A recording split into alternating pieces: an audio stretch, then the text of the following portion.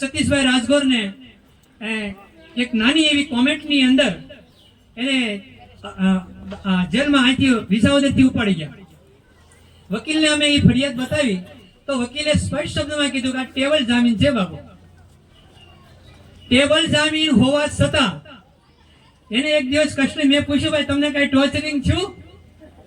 મને કે બાબુ ટોર્ચરિંગ તો એટલું બધું છું છે, માફી માંગવાનું ઘણું બધું, મને જેલમાં નાખવાનું. હવે એને આખો દિવસ રાખ્યા, કોર્ટની અંદર એવી બધી મિલી ભગત કરી દીધી કે એની કોઈ સાંભળ્યું નહીં. બીજે દિવસે કસ્ટડી મૂકી દીધા અને પછી આજે એને જામીન મળ્યા છે. આ સાબરમતી સેન્ટ્રલ જેલની અંદર એક કોમેન્ટ કરવા વાળા એ સેન્ટ્રલ જેલમાં મૂકી દીધા. અને મેં અહીંયા 5 અરજી કરી બાબુ, 5 સાબિતીની સાથે 5 અરજી બધી માળીએ ચડાવી દીધી. વચ્ચે જાદવ સાહેબ હતા ને મેં એને પૂછ્યું, મેં કીધું અમારી ઓલી અરજીનું શું છે? મને કે અમને મળી જ નથી.